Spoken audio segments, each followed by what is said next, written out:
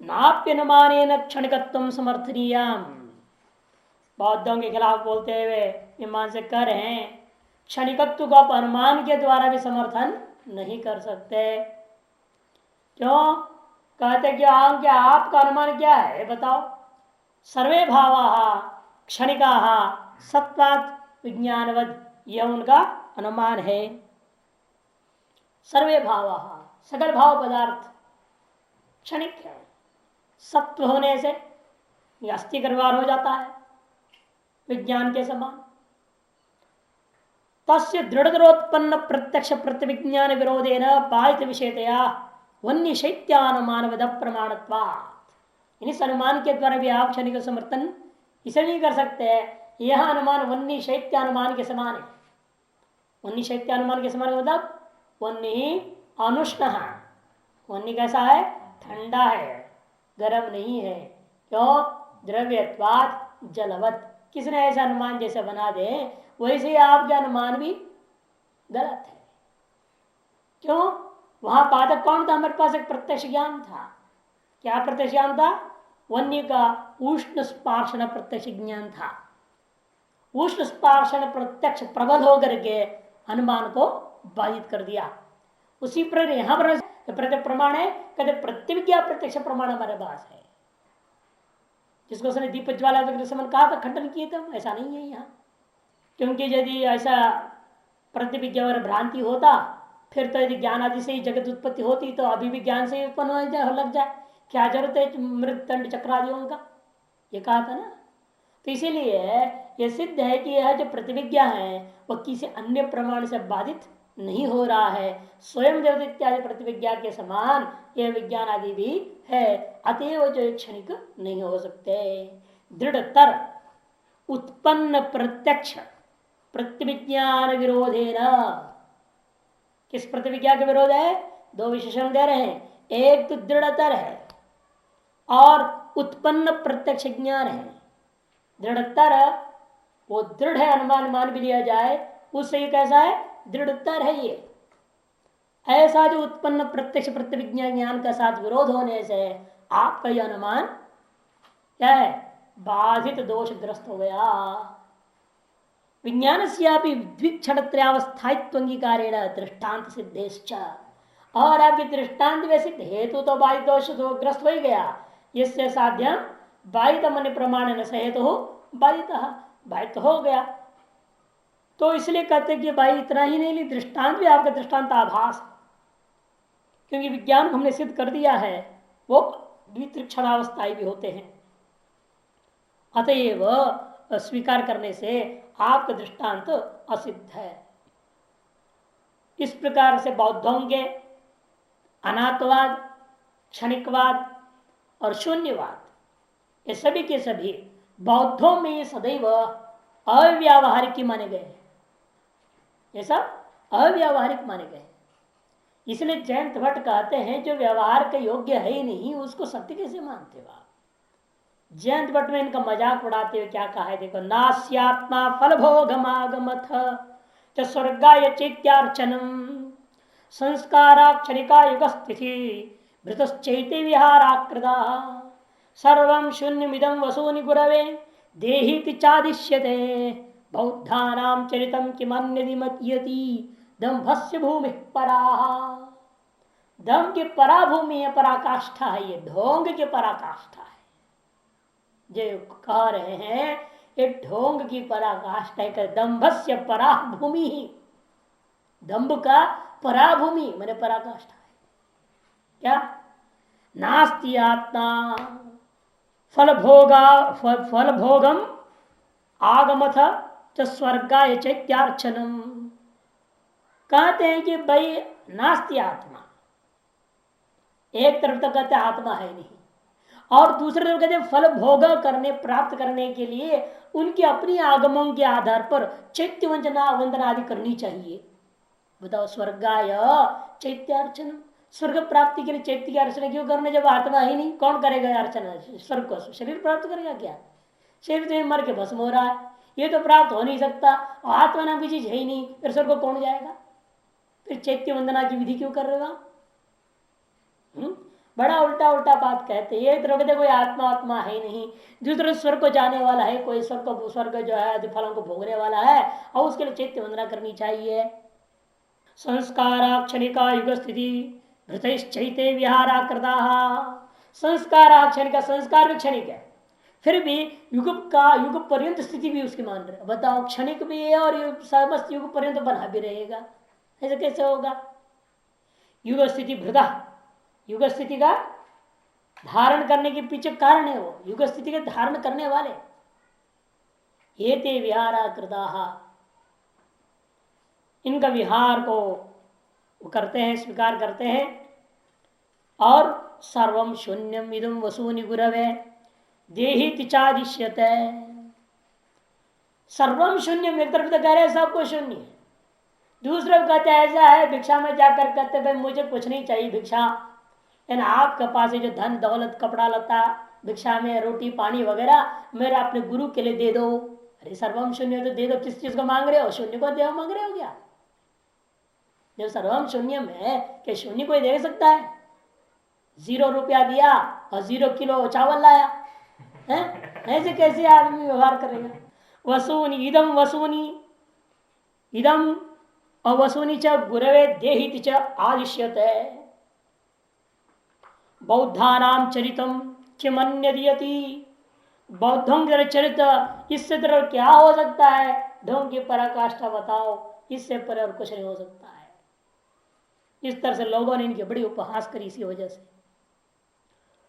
अब कभी अद्वैत वेदांत भी कम नहीं है, ये भी कभी कभी उल्टा उल्टा बोल देते हैं, जगत को मिथ्या बोल देते हैं। बताओ, जगत पैदा ही नहीं हुआ ये भी बोल देते हैं, और जो पैदा हुआ बोल रहा है वेदांति वो भी कहते हैं मिथ्या है, बोल देता है। पैदा हुआ है तो भी मिथ्या है, रज्जु में सर्प के समान है, ऐसे से भी बोलते स्वप्न के समान है। अरे जगत सत्य है, स्वर्ग सत्य है, ब्रह्म सत्य है, जगत सत्य है, ये मानना चाहिए। कहते कैसे? पहले सुनो वेदांति क्या बोलता है। अत्र पुनराभिर्रेव युक्ति भी प्रत्यक्षादि प्रमाणानां सिद्धानां पदार्थानां मिथ्यात्म औपनिषदा साधयन्ति। इन्हीं बौद्धों की युक्तियों को उन्होंने भी थोड़ा चुरा लिया, इसे उनको प्रच्छन्न बौद्ध भी कहा जाता है। शंकराचार्य को प्रच्छन्न बौद्ध, नकली बौद्ध है। असली उन्होंने बौद्धों का तर्क नहीं लिया, इन्होंने कुमार भट्ट के तर्कों को लिया। बौद्धों को खंडन करने के लिए कुमार भट्ट ने बौद्धों के पास गया, पढ़ा, उनके तर्कों को उनके तर्कों से परास्त कर दिया, इस ढंग से किया, अपने वैदिक तर्कों को उसमें ढंग से पुष्ट कर दिया। उन्हीं वैदिक तर्कों को आचार्य शंकर भी इस्तेमाल कर लेते हैं। इसे व्यवहार भाट ने कह दिया वेदांत में, व्यवहारिक सत्ता में भट्ट के सिद्धांत लगभग पूरे ही मंजूर है। इसलिए कहते हैं कि उनका कहना है आभिरेव युक्ति भी, जिन युक्तियों के द्वारा, यहां पर दोनों अर्थ हो सकती है। आभिरेव ने बौद्धोक्त तर्क प्रणाली को अपनाकर, ऐसा अर्थ ले लो, अथवा जिन युक्तियों की द्वारा हमने जो है प्रत्यक्षादि प्रमाणों से इन द्रव्यादि पदार्थों को सिद्ध किया, वो इन पदार्थों को मानते तो हैं लेकिन कहते हैं ऊपर से मान करके ये सब मिथ्या है, सब मान लिया लेकिन करके सब खराब कर दिया। लेकिन किंतु परंतु बहुत खतरनाक शब्द होते हैं। प्रपंचो सिद्धाना पदार्थना, उन प्रमाणों के सिद्ध पदार्थों को मिथ्यात्व औपनिषद साधयन्ति, मिथ्यात्व औपनिषद दर्शन वाले लोग कहते हैं, सिद्ध करते हैं। क्या करते हैं अनुमानो? प्रपंचो मिथ्या दृश्यत्वात् स्वप्न प्रपंचवदिति, प्रपंच दृश्य जो है, प्रपंच कैसा है? मिथ्या है, क्योंकि दृश्य होने के नाते स्वप्न प्रपंच के समान। और श्रुति प्रमाण क्या देते हैं? नेह नास्ति किंचन इत्यादि वेदांत वाक्य प्रमाण प्रस्तुयन्ते। और इस प्रकार से नेह नास्ति किंचन, यहाँ पर इस वास्तव में, इस आत्मा में, इस ब्रह्म में नानात्म द्वैत निर्विदा, द्वैत निष्ठा, द्वैतात्मिका जो प्रपंच है यह न अस्ति किंचन, किंचित भी नहीं है। इस प्रकार से कहने वाले वेदांत वाक्यों को इस विषय अपने अनुमान के समर्थन में प्रमाण रूप में प्रस्तुत करते हैं। अतः प्रत्यक्षादि प्रमाण सिद्ध से प्रपंच से मिथ्यात्वात् एकमेव द्वितीय ब्रह्म इत्यादि वेदांत वाक्यानाम यथाश्रुति अर्थ प्रामाण्यम अविहतम इति औपनिषदाः साधयन्ति के साथ जोड़ेगा। इसलिए प्रत्यक्षादि प्रमाण से प्रपंच की मिथ्या होने से एकमेव द्वितीय ब्रह्म ऐसा कहने वाले जो वाक्य ना, सदैव सौमिदम वगैरह आसिद एकमेव द्वितीय इत्यादि वाक्यों को, वेदांत वाक्यों को यथाशक्त अर्थ प्रमाण मान लेते हैं। जो उसमें अर्थ श्रवण हो रहा है उसकी श्रुतार्थ को सीधे ही स्वीकार कर लेते हैं। हम लोग उसको सब अर्थवाद आदि कह कर खंडन कर देते हैं, उसको वो लोग स्वीकार, मुख्य अर्थ में स्वीकार कर लेते हैं और कहते हैं यथाशक्त अर्थ में उसकी प्रामाण्यता का कोई हानि नहीं है, अविहतम, ऐसा उनका मानना है। अत्र वदामः, मैं से पूछूंगा जगत मिथ्या है यानी बाद में निर्णय लेंगे, पहले मिथ्या किसे कहते हैं से पूछा जाए, मिथ्या का लक्षण कर दो। तदर यद तावद उत्तम दृश्यत्वात् मिथ्यात्वम इति तदर किमिदम मिथ्यात्वम नाम, जो आपने कहा था दृश्य होने के नाते मिथ्या है, हम आपसे पूछना चाहेंगे वहां मिथ्यात्व का अर्थ क्या आप चाहते हैं? किमिदम मिथ्यात्व, हमारे मिथ्यात्व को 7 लक्षण किया वहां चित्सुखी वगैरह में, और उसे विस्तृत विवेचन करके अंतिम लक्षण को स्वीकार किया। बाकी 6 लक्षण जो हमारे पूर्व पक्ष में रखा हुआ है उसको ये लोग ले लेते और खंडन कर देते उसको। अरे हमारे मुख्य लक्षण तो उठाओ और खंडन करके दिखाओ, उसका नहीं उठाएंगे। उठाया गया किम अत्यंत असत्यम, हम मानते हैं नहीं इस लक्षण। सद सद विलक्षणत्म बाध्यत्व वा, ये तीनों लक्षण हमारे यहाँ मुख्य लक्षणों में से नहीं है वेदांत में, लेकिन जान के उसने ऐसे लेते हैं जिसका खंडन कर सके आराम से। वो खंडन हम खुद ही कर रहे हैं लक्षणों को, तुम क्या करोगे भाई। खैर जैसे करुण की पंक्ति तो हम लगाई ले, नाद्य पहला पक्ष नहीं हो सकता, अत्यंत असत्यम मिथ्यात्व में लक्षण नहीं कर सकते। अत्यंत असत नरविषाणादि व ख्यान अनुपत्य है, क्योंकि यदि अत्यंत असत कह दोगे फिर तो नरविषाण के समान जगत हो जाएगा, इसका किसी भी प्रकार का व्याख्यान नहीं कर सकेंगे। और लोग तो हर चीज का व्याख्यान कर रहे हैं इस संसार में। घट का लक्षण कर दिया कंबग्रीवादिवत्तम है ना, शरपाण्यादिवत्तम पुरुषोत्तम, ये सब लक्षण करते हैं हम लोग। हर वस्तु का लक्षण कर रहे हैं और उसके साथ व्यवहार हो रहा है। आप व्यवहार की भी व्याख्यान कर दो, कैसा दौड़ा, हर बड़ा वर्णन करेंगे उसका भी। तो हर चीज का वर्णन होता है ना, तो वर्णन कैसे हो गया असत हो तो? फिर तो लोग वंद्या पुत्र की भी वर्णन करने लग गए। हाँ ऐसे श्लोक तो बना दिया है, वंद्या पुत्र को लेकर के भी श्लोक बने हुए हैं, लोगों ने बनाया। इसलिए कहते हैं कि देखो, लेकिन वो सब अपार्थक हो जाते हैं। तब यदि भी अपार्थक हो जाए, व्याख्यान कर भी दो ऐसा असत्यों का कोई मतलब नहीं निकलता। फिर सदसद विलक्षण कह दो, दूसरा लक्षण ना भी सदसद विलक्षण, सदसद विलक्षण कह दो, कहते भी नहीं हो सकता। तस्य अन्यत्र प्रसिद्धत्व पक्ष से अप्रसिद्ध विशेषणत्वापत्य है कि तादृश सदसद विलक्षण नाम का चीज अन्यत्र के दृष्टांत प्रसिद्ध नहीं है, इसीलिए पक्ष क्या हो जाएगा, अप्रसिद्ध साध्य वाला हो जाएगा। मिथ्यात्व हो गया सदसद विलक्षण, ये क्या है, साध्य अर्थात पक्ष का विशेषण, और विशेषण सिद्ध हो गया अतः पक्ष ही विशेषण असिद्ध दोषग्रस्त हो जाएगा। तो वेदांति कहता है अन्यत्र प्रसिद्ध मत कहो, अन्यत्र प्रसिद्ध है, स्वप्न में देख लो प्रसिद्ध है। ननो सर्ववादि सिद्धम एवं स्वप्नादि प्रपंच से सदसद विलक्षणत्व, सर्ववादि सिद्ध जो स्वप्न नामक प्रपंच है, वो मनोराज्य है, इतने जो प्रपंच कैसे है, वो सत और असत से विलक्षण है। कहते कैसे, तथा ही असत नरविषाणादि व ख्यानपत्य है कि यदि स्वप्न अत्यंत असत होता, जगने के बाद उसका वर्णन आप नहीं कर सकते थे, नर विषाणादि के समान वो भी हो जाता तो फिर उसका व्याख्यान नहीं हो सकता था, लेकिन स्वप्न का व्याख्यान होता है। फल वर्णन हुआ, कैसा स्वप्न देखे हो तो उसका क्या फल होता है। तस्मिन स्वप्न निदर्शने, तस्मिन स्वप्न निदर्शने छांदोग्य उपनिषद में आया। यदि कोई अनुष्ठान करके आदमी सोवे, सोने में उसको एक दिव्य सुंदर स्त्री दिखाई देगा तो समझना चाहिए तुम्हारा अनुष्ठान सफल हो गया। दिव्य स्त्री, उटपटांग स्त्री नहीं, पैंट शर्ट वाली और आपके मन को खराब कर देगी, कपड़ा खराब करने वाली नहीं, दिव्य होनी चाहिए। कोई देवी माता दिखाई दी है या आपने माँ दिखाई दे, ऐसी कोई स्त्री जिनसे आपके मन में किसी प्रकार का विकार न हो, तब समझना तुम्हारा कर्म और अनुष्ठान सफल हो गया। ऐसे स्वप्न के बारे में श्रुति में भी कहा दिया, इसलिए सर्ववाद सिद्ध है स्वप्नादि प्रपंच, उसको मैं सत विलक्षण का दृष्टांत मानूंगा। कैसे? तथा ही असतो निर्विषाण आदि ख्यान उत्पत्ति है, क्योंकि यदि वह स्वप्न असत होता फिर तो निर्विषाण आदि के समान हो जाता, तब तो उसका ख्यान नहीं हो पाता। सतश्चिदात्म नहीं उत्पादन पत्ते, और यदि अत्यंत सत्य होता वो उसका बाद नहीं होना चाहिए, लेकिन जगते ही बराबर पूरा स्वप्न बाधित हो गया। यदि सत्य होता वो चित आत्मा बन जाएगा। फिर जो हम आत्मा को चित्त को ही चैतन्य रूप आत्मा को सत्य मानते हैं, है ना, सदैव इदमग्र आसीत सत्यम ज्ञानानंतम ब्रह्म, सत्य और सत्य तो हमारे आत्मा ही है और दूसरा चीज है नहीं वेदांत मत में। इसलिए स्वप्न यदि सत्य होता फिर आत्मा के समान हो जाता, उसका बाद नहीं होना चाहिए, फिर अबाध्यत्व आत्मा का स्वरूप है। वह कहते हैं बादल पत्ते हैं। इसलिए में क्या मानना पड़ेगा, वह उसका ख्यान भी हो रहा है और बात भी हो रहा है। ख्यान होने से असत से विलक्षण मानना पड़ेगा, बात होने से सत से विलक्षण भी मानना पड़ेगा। अतः सत से विलक्षण दृष्टांत बने कि नहीं बन गया स्वप्न। सत्य सत्योश्च एकत्र समावेश पत्ते है, और सत्य सत्य दोनों एक स्थान में समावेश करना असंभव है, परस्पर विरुद्धता। इसे क्या कहना पड़ेगा, सत्सत उभय रूपम में नहीं है, क्यों सत्सत विलक्षण नहीं माननी पड़ेगी। सिद्धम स्वप्नादि सत्सत विलक्षणत्वमिति ततश्च ना प्रसिद्ध विशेषणतम, इसलिए प्रसिद्ध विशेषण का दोष नहीं रहेगा।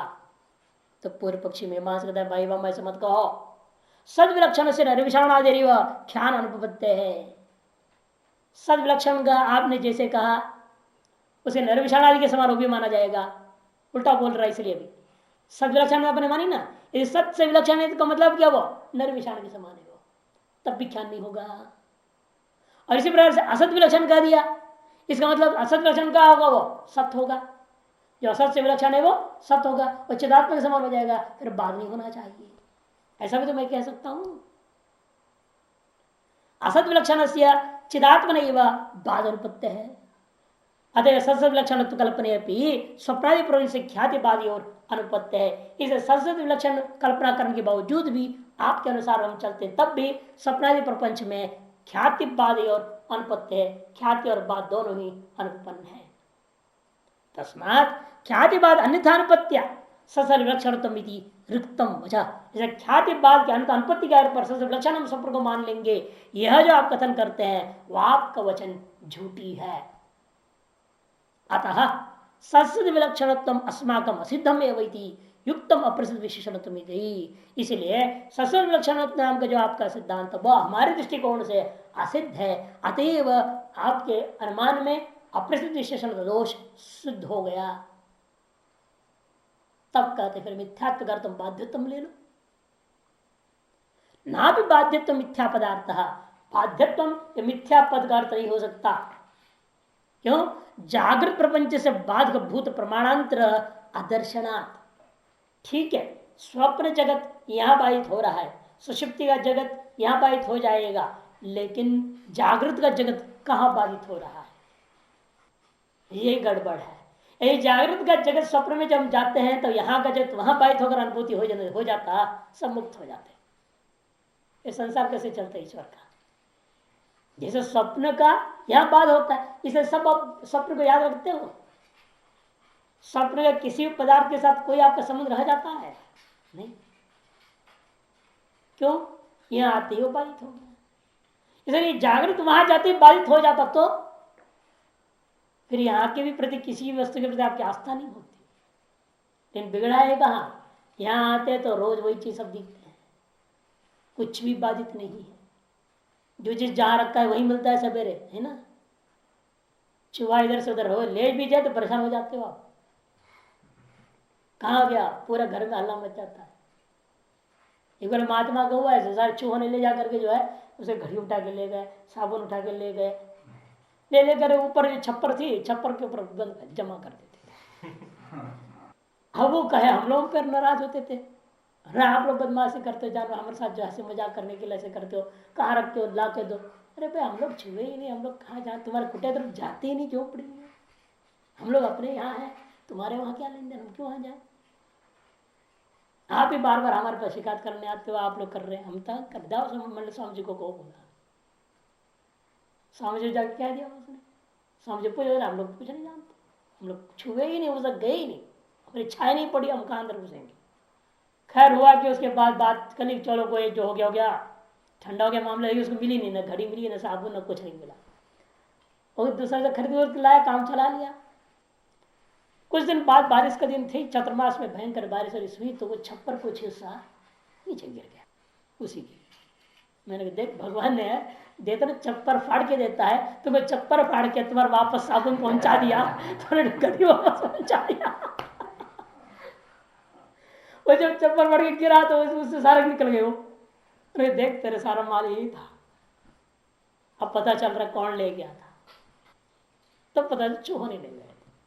तो इसलिए यदि मिथ्या जागृत बाधक भूत प्रमाणांतर दर्शना, बाधक भूत प्रमाणांतर नहीं दिखाई दे रहा है, इसे जागृत प्रपंच को आप बाध्य नहीं कह सकते।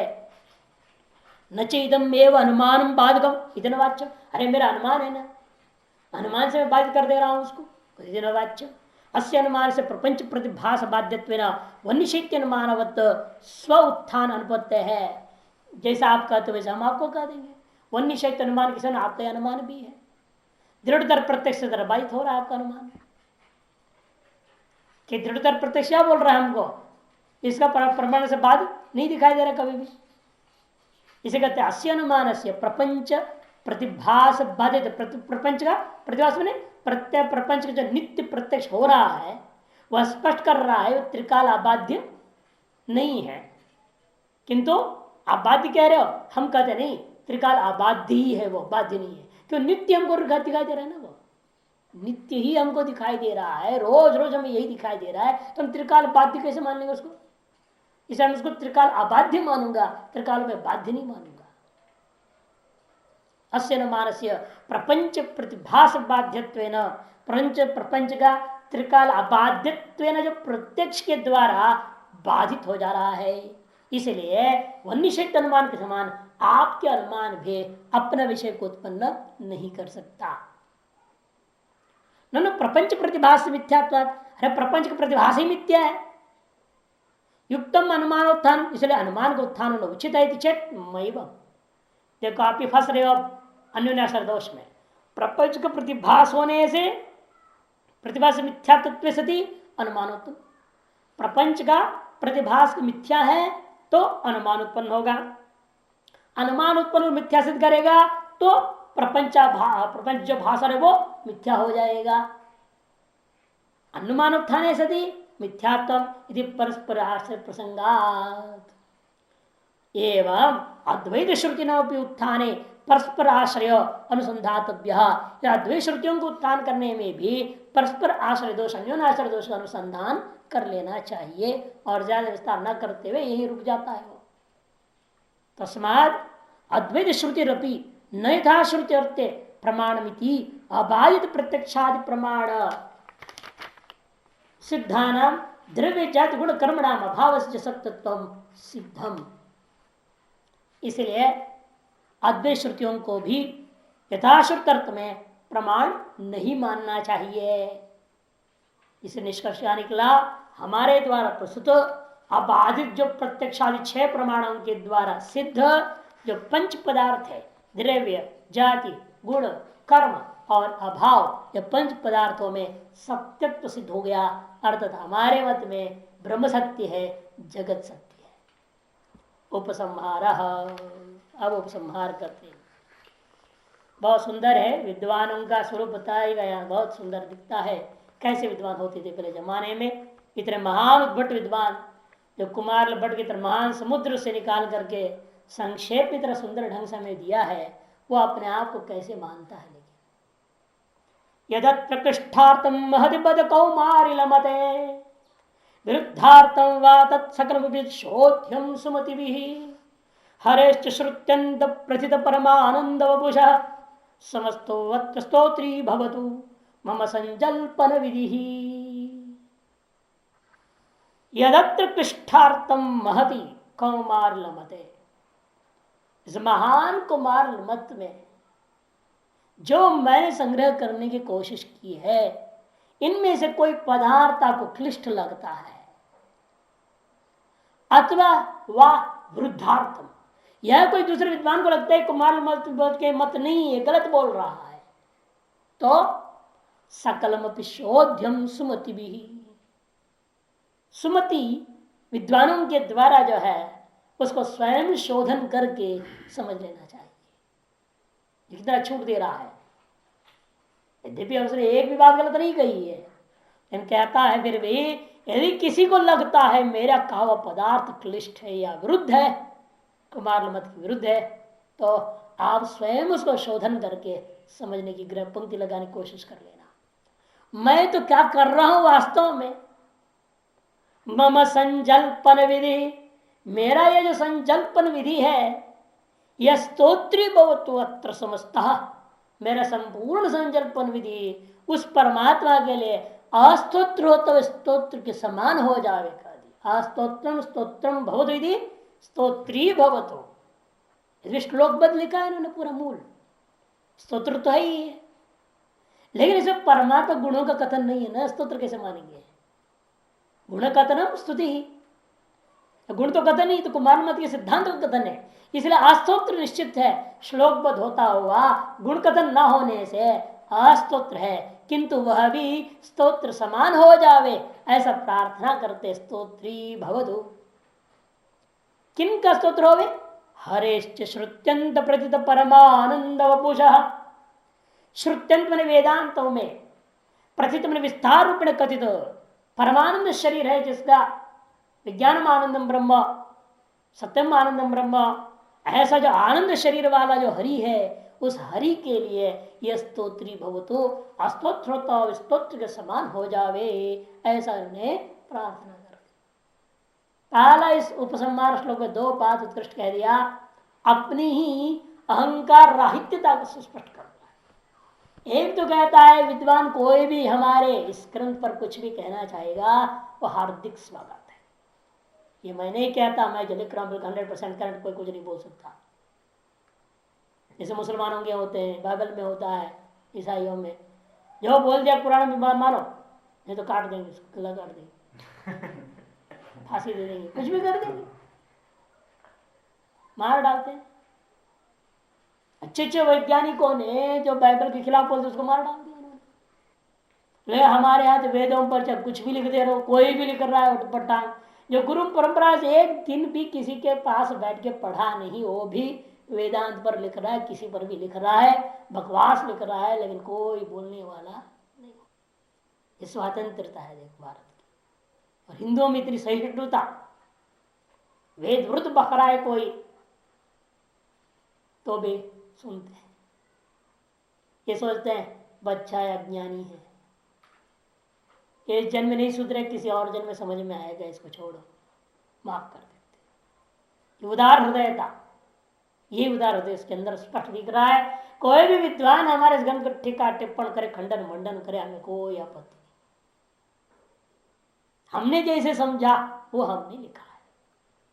आपको आपत्ति है, आप उसको खंडन कर दीजिए, हमें कोई आपत्ति नहीं। यहाँ पे खंडन को समझ करके ये सही है तो उसको जोड़ दिया जाए ग्रंथ में, नहीं है तो खंडन पर फिर खंडन लिख देंगे। और दूसरी बात, अपना कृत्य को कभी अपना नहीं मानते। कृतन न मान्य, कृत का मानने वाला मूर्ख होता है, मूर्ख का लक्षण में है ना, गतम न शोचामि हसन न जल्पे खादन न गच्छामि कृतन न मन्ये दाभ्याम तृतीयो न भवामि राजन कतम मूर्ख भवामि राजन। गतम न सोचामि कृतन न मन्ये खादन न गच्छामि हसन न जल्पे, इस नियम है ना, बीते हुए को पर शोक नहीं करता, किए को मानता नहीं, मैंने किया है, मैंने ये किया, मैंने हो गया, ऐसे किया वैसे किया, ऐसा मानने वाला ऐसे मूर्ख होता है। और हमने ऐसे किया, मुझे मूर्ख क्यों कहा आपने?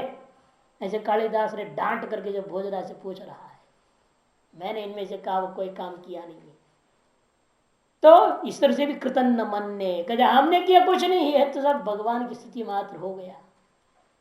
भो भो दुष्कर्म वर्गा परिहरद मुदियामि मामंगवल्लीं ब्रूम सौहार्द योगात् परिचय जनितात् नान्यथा यात शंकाम् हंतायुष्मत् कुलानां दलित कुवलय श्यामल कोमलैस्तैर् गात्रैर्नेत्रोत्सवं नो वितरति भगवान भार्गवी भाग्य भूमा। लगता है नारायण पंडित बहुत रोगग्रस्त थे, बहुत रोगग्रस्त थे। इसलिए उन्होंने एक ग्रंथ लिखा नारायणीयम। ये भागवत है एक तरह से, संक्षेप में उन्होंने पूरी भागवत को संक्षेप में लिख दिया। दक्षिण भारत में केरल के लोग तो इसी को भागवत मानते हैं। भागवत पाठ करो मैं नारायणीयम को पाठ कर देते हैं। कौन 1800 श्लोक पाठ करेगा, उसका निचोड़ है ये, इसको पाठ करो तो हो जाएगा। वो इसलिए किया तो सर्व रोग शमन के लिए, और आज भी रोग शांति के लिए ज्यादातर नारायणीयम का पाठ कराते लोग। अपने लाइब्रेरी में भी लाया, मंगाया मैंने उसको नारायणीयम में से, देखूंगा क्या लिखा है उसने। हाँ बहुत बढ़िया लिखा है, लेकिन बहुत सुंदर है नारायणीयम। अत्यंत रोगग्रस्त से स्पष्ट हो रहा है। देखो, भो भो दुष्कर्म वर्गा, हे दुष्कर्म वर्ग अर्थात मेरे पाप समूह। दुष्कर्म क्या होता है? पाप, वर्ग में समूह। अपने पाप समूह का संबोधन करके बोल रहा है, हे मेरे पाप समूह परिहरता, छोड़ो छोड़ो, यहां से चले जाओ, मेरे शरीर को छोड़ के जाओ यहां से। मदियामी माम अंगवल्लीम परिहरता, मेरे जो अंगवल्ली है शरीर, इसको छोड़ दो, अब तेरा चलने वाला नहीं है। क्यों? मैं भगवान की शरण में आ गया हूं, अब तू क्या करेगा, मेरे बिगाड़ेगा है? मैं तो भगवान की शरण में आ गया, मेरे वाणी की तरफ बोला हर वाक्य भाई उस भगवान का स्तोत्री बहुत बोल दिया, अब मेरा तुम क्या बिगाड़ेगा बताओ? कह रहा है कि मेरा तुम कुछ नहीं बिगाड़ सकते हो, इसलिए तुम यहां से चले जाओ, इसमें तुम्हारी भला है। ब्रूम सौहार्द योगात, ये भी मैं इसलिए करूं, मैं तुमसे डर के नहीं बोल रहा हूं, उल्टा अर्थ नहीं लगा लेना। सौहार्द योगा, इतने दिनों से तुम मेरे शरीर में रहकर मेरे खाए रोटियों से पलता रहा, मेरे मित्र जैसे था, इसलिए एक प्रेमी हो तुम मेरा, इसे मैं तुम मेरा प्रेमी रहे हो, मेरे शरीर में चिपके हुए हो, इसे मैं तुमसे हित वचन बोल रहा हूं, छोड़ के चले जाओ। परिचय जनिता सौहार्द योगा, क्योंकि शरीर में आने के बाद तो आपको बुखार का परिचय हुआ, नहीं तो पहले कहां से? दूसरों को देखकर मालूम होता है, दूसरा कहते मेरे को बुखार है, जैसे बुखार है क्या होता है बुखार में? जिसको कभी नहीं आया वो यही तो पूछेगा होता क्या है बुखार में। ओके, बहुत गर्म हो जाता है, देखो हाथ पकड़ के वो पकड़ा है बेचारे, छुआ देगा, अरे क्या गर्म होता है बुखार में? अरे तो गर्मी तो धूप में खड़े होने से भी हो सकता है ना, ऐसे कहोगे तो तब वो यही कहेगा जिस दिन तुमको बुखार आएगा ना तब पता चलेगा। इन रोगों का परिचय वास्तव में रोग आने पर ही होता है, नहीं तो नहीं होता। डॉक्टर लोग क्या इसे तो अनुमान करके आज ये दवाई से ठीक नहीं हुआ, चलो कोई बात है, ये आज से जो है दवा लेना एक हफ्ता के लिए, अनुमान ही करते हैं, क्योंकि खुद को पता है ही नहीं बीमारी क्या होती है। पढ़ाई में लिखा दिया अमुक बीमारी है तो ये दवाई दे दो, अमुक बीमारी है तो ये दवाई दे दो, वो दे रहा है। और जो एमआर होते हैं ना, मेडिकल रिप्रेजेंटेटिव, जो दवाई की कंपनी से आते हैं एडवर्टाइजमेंट के लिए, डॉक्टरों के सामने दवाई रखते हैं और चार्ट पर दिखाते, देखो ये बीमारी के लिए दवाई होती है, वो दिमाग में रख लेते हैं। हाँ, कुछ सैंपल रख के जाओ बोल देगा उसको, वो सैंपल दे जाते, फिजिकल सैंपल उसको बेच करके, वो बीमारी के वाला आ गया तो उसको बेच कमा लेते हैं। ऐसे उनको जानकारी हो जाता है, बैठे बैठे पक्का डॉक्टर हो जाएगा। उसे कुछ नहीं जानता है लेकिन ABCD, लेकिन वो जो आते हैं वो पढ़ा के चले जाते हैं। कुछ तो मरीज पढ़ा जाते हैं, कुछ वो MR पढ़ा जाते हैं, तो डॉक्टर एक्सपर्ट हो जाता है धीरे धीरे धीरे। और कुछ तो मरते भी हैं इसी के चक्कर में। दो चार को मारे हुए डॉक्टर कैसे होएगा वो? मरना ही पड़ेगा दो चार तब डॉक्टर होएगा। उल्टा से दवाई देगा तो पता चलता है वो ये दवाई देने से मरते आदमी, तभी पता चलता है। तो कहता है तुम्हारा परिचय तो मेरे शरीर में आने से ही हुआ था। परिचय जनिता सौहार्द योगात, परिचय से जनित होने से तुम्हारे सौहार्द योग को देखते हुए मैंने कहा हूं न अन्यथा या शंका, अन्यथा कोई और आशंका मत करना। ये डर क्या होगा, हाथ जोड़ के माफी मांग रहा है, चलो मुझे छोड़ दो बोल रहा है, अरे तो कोई पुलिस है क्या मेरे को पकड़ रखा है, मैंने कोई अपराध कर रखा है? नहीं, अनेकों जन्मों में अज्ञान काल में हुआ पाप कर्म हो तुम, अब मेरे पास ज्ञान है और परमात्मा के शरण में हूं, इस अब तेरी गाड़ियां चलने वाली नहीं है, इसलिए मैं करो तो चले जाना, नहीं तो क्या होएगा? भगवान के सूत्र चक्र आ जाएगा, तुमको काट के फेंक देगा। उससे अच्छा तो यहां से चले जा, दूसरे घरों में चले जा, दूसरे मकान बहुत है दुनिया में, उनके घरों में चले जाना। हंता युष्मत कुलानाम दलित कुवल श्यामल कोमल गात्रैर्नेत्रोत्सवं न वितरति भगवान भार्गवी भाग्य भूमा। क्योंकि कारण कह रहा है देखो तुम्हारे कुल युष्मत कुलाना युष्मत कुलाना, तुम्हारे संपूर्ण कुल को, तुम्हारे मैंने गौण वो पाप समस्त पापों रूपा जो कुल है उस तुम्हारे समस्त पाप समूह को, पाप कुल मैंने पाप राशियों के निहंता दलित, दलित गण में दलन करने वाला, नाश करने वाला कौन?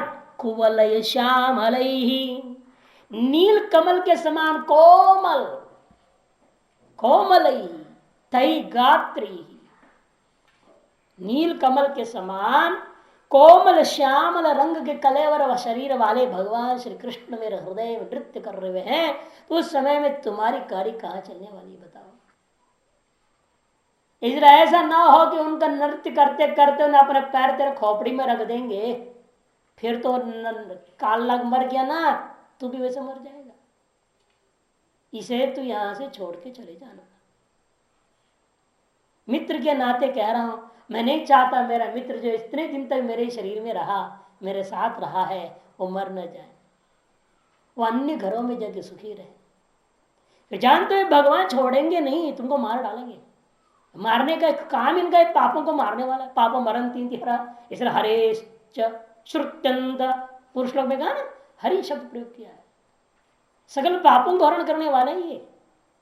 और यहां तुम्हारे कुल को नाश करने के स्वभाव ही इनका। ऐसे परमात्मा मेरे नेत्रोत्सव न विदरती, मेरे अंकों के सामने आनंदोत्सव को प्रदान कर रहे हैं। और यह सदा होते रहे, ऐसे मैं भगवान भाग्य विधाता ब्रह्मा जी से प्रार्थना करता, ये मिट न जावे, सदा रहे ऐसा दृश्य। यह मेरी भार्गवी भाग्य विधाता भगवान की अंतिम प्रार्थना है। यह ख्यात पुरुषोत्तम त्रिजगति प्रज्ञा कवित्वादि भी। अब अपनी गुरु परंपरा को बता रहा है, मेरे गुरु कौन था। पहले खुद के बदले मैं कौन हूं, फिर अपने तो बताओ तो कौन है, तू किसका बेटा है, किसका पोता है, क्या है तू, अपना परिचय दे। फिर अपने गुरु का परिचय दे, किनसे तू पढ़ा लिखा है, तब समझू तुमने जो लिखा है कुछ विश्वास करो। कहते सुन लीजिए फिर पूरी हमारी पोल पट्टी। ख्यात पुरुषोत्तम त्रिजगति प्रज्ञा कवित्वादि पुत्र्यास्तस्य सुतस्तदीयतनयात्, एक तकार नहीं है, तदीयतनयात् कौमार तंत्रांबुदेः सुब्रह्मण्य त्रिलोकवितात् आपीत शास्त्रामृतः सोहम पूरितवानिदं प्रकरणं नामना च नारायण। मेरा नाम नारायण पंडित है, नामना च नारायण। मैं उनका पोता हूं, किनका?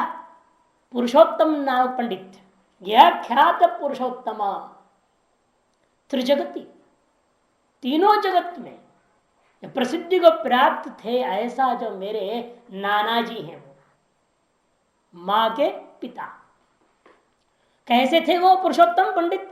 प्रज्ञा कवित्वादि विख्यात, अपना ज्ञान और कवित्व शक्ति, उन्होंने इनको भी कवित्व बना दिया। श्लोकों में फटाफट लिख दी है सारी। कवित्व के वजह से सुप्रसिद्ध। उनकी पुत्रिया तस्य सुता, उनकी पुत्री का बेटा मैं हूं। तदीय तनयात, और मैं जो उनका बेटा नारायण, पढ़ा किससे? उनके ही बेटे से, अर्थात मामा से, मां का भाई। उनका बेटा क्या हो गया? मां का भाई तो हुआ। पुरुषोत्तम नामक पंडित के बेटी का मैं बेटा हूं, और उनके ही बेटे से का मतलब मेरी मां का भाई से, मामा से मैंने सारा चीज पढ़ाई किया। क्या? कौमार तंत्रांबुदे है। उनका नाम क्या था? सुब्रह्मण्य जी त्रिलोक विदिताद। सुब्रह्मण्य नाम से उनका प्रसिद्धि थी, पंडित सुब्रह्मण्य। तीनों लोक में उनकी प्रसिद्धि थी। उनसे आपित शास्त्रामृत, कौमार तंत्र कुमार सिद्धांत रूपी समुद्र से शास्त्र रूपी अमृत को निकाल करके मैं पी लिया। उनके पास था, सुब्रह्मण्य पंडित के पास क्या? कुमार मथ नामक समुद्र था, उसमें हम गुरु शिष्य बन करके पढ़ाई करता हुआ मंथन करके उससे अमृत निकाल लिया। शास्त्रामृत को मैं आपीत शास्त्रामृत हो, संपूर्ण शास्त्रामृत में पी लिया। उस अमृत को पी करके ये मरण धर्मा शरीर जो रोग सता रहे थे इसमें रहते मैं अमर हो गया। सोहम पूरितवान इदम प्रकरणम। और वह यह जो मैं इस प्रकार का नारायण नाम से प्रसिद्ध पंडित के द्वारा यह प्रकरण ग्रंथ जो अधूरा था, केवल मानवीय भाग कर दिया था नारायण भट्ट ने, और अधूरा था शेष भाग जो के में विभाग को लिख करके मैंने पूरा कर दिया। इस तरह से अपना परंपरा करके फिर भगवान की ओर आते हैं। फिर भगवान के बारे में कहते कृष्ण विबुधाधिपतिर निष्णात वितरणेश विद्याया मुष्णातु हृदय तिमिरम पुष्णातु च मंगलानि सकलानि।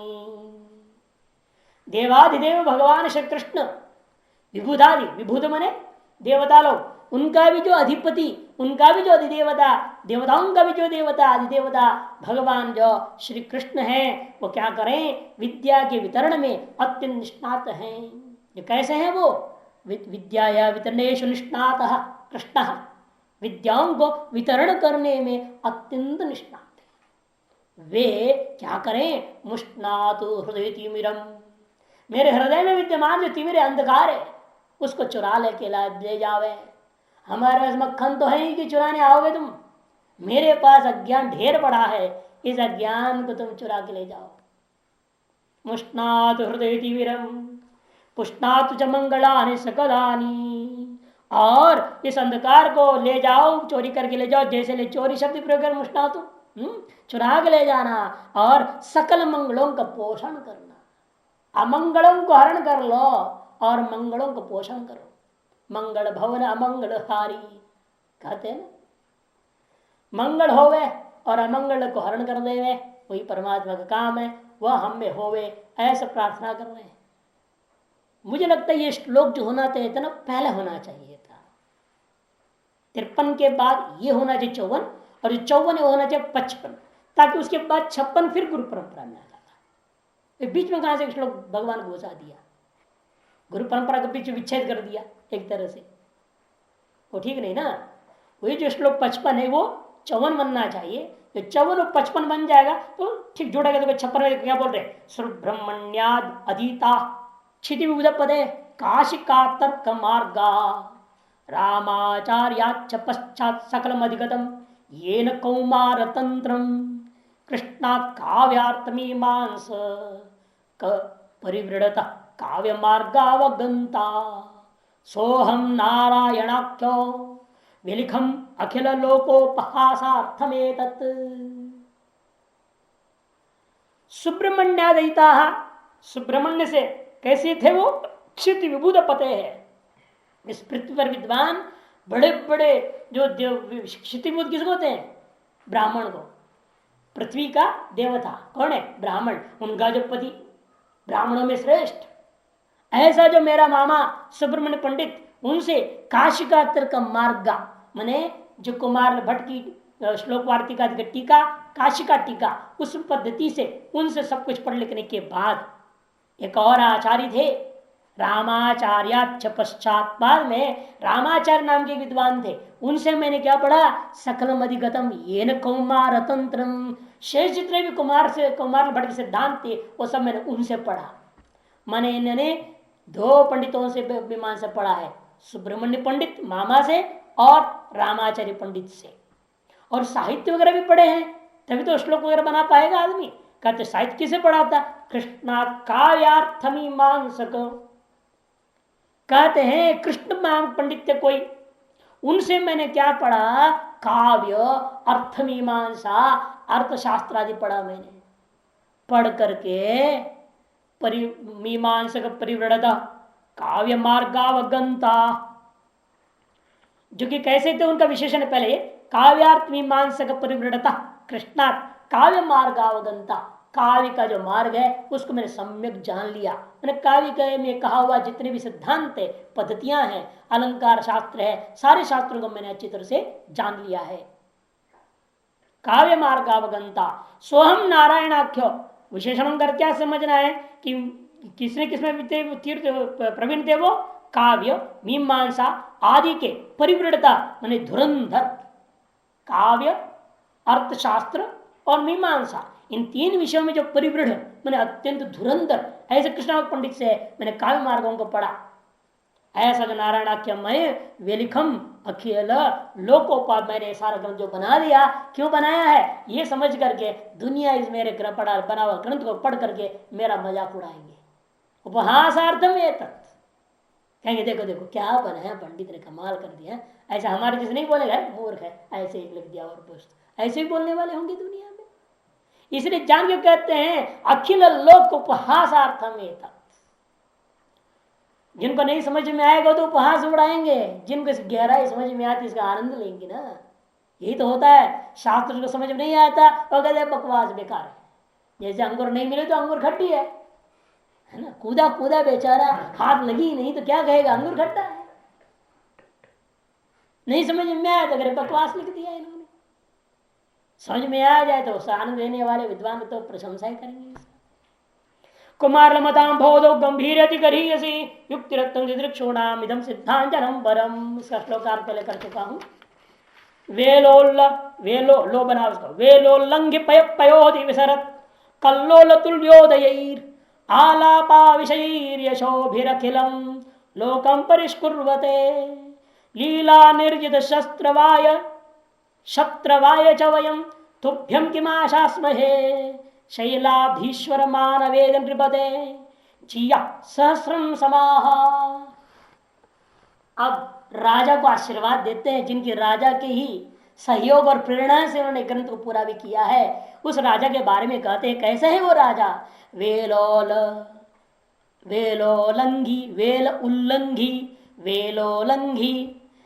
उल्लंघी पयोधि विसरत कल्लोल तुल्योदयैर।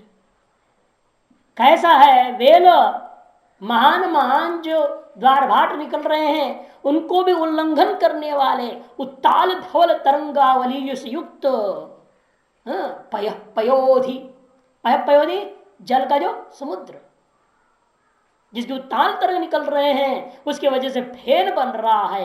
विसरत कल्लोल तुल्योदयैहि, उस समय में निकल तो कल्लोल के उल्लास के सदृश है कीर्ति जिनका। ऐसे मानवेद नामक ये राजा है, मानवेद नाम का राजा। और कैसे है उनकी कीर्ति। आलापा विषयैर यशोभिरखिलम लोकम परिष्कुर्वते। कहते हैं कि भाई उसी प्रकार से अवर्णनीय यशो राशि के द्वारा जैसा वो समुत्पन्न फेन सफेद होता है, शुभ्र होता है, ऐसी शुभ्र कीर्ति कहीं दाग नहीं है, कोई दोषारोपण नहीं है। राम पर भी दोषारोपण हो गया, कृष्ण पर दोषारोपण हुआ, लेकिन हमारे राजा मानवेद पर एक भी दोषारोपण नहीं हुआ। ऐसे महान राजा जिसकी कीर्ति निर्दोष है। और लीलाया एवं निर्जित शत्रवाय, अनायास ही शत्रुओं को जीत लेने वाले हैं आप। ऐसे आप हम क्या दे सकते हैं। वयम तुम किम आश्वासमहे, मैं आपके लिए क्या आश्वासन कर दूं, आप तो क्या आशीर्वाद दो, इतना ही कह सकता हूं। शैलाधीश्वर, हे समुद्र से लेकर के हिमालय तक की कीर्ति है जिसका स्वामी है, जिसका पूरे भारत देश का सम्राट, ऐसे जो आप मानवेद नृपदे सहस्र समाहाजिया, 1000 साल तुम जियो, यही मैं तुम्हें आशीर्वाद दे सकता हूं। युष्मत् कीर्ति पयो नितांत महता युष्मत् प्रतापाग्निना तप्ता दंड कटाहतो पिदितराम उत्सिच्यमानं मुहुः नैवायाति विशां पदे विरलतां नैवोष्ण भावं कदाप्यादत्ते नरवर्य किंचनितरां माधुर्यमालंबते। ऐसी कीर्ति युष्मत् कीर्ति पयो, आपका कीर्ति रूपी क्षीर सागर कैसा है। नितांत महता युष्मत् प्रतापाग्निना, आपके प्रताप रूपी अग्नि से निरंतर जो है महानता को प्राप्त हो रहा है। तप्ता दंड कटाहतोपि, तप्त अंड कटाह से भी नित्राम उत्सिच्यमान, निरंतर सिंचन किए जाने के बावजूद भी आपके जो है न घटता है न गर्म ही होता है आपकी कीर्ति, अर्थात न नष्ट होता है। आप सदा शीतल शांत रहते।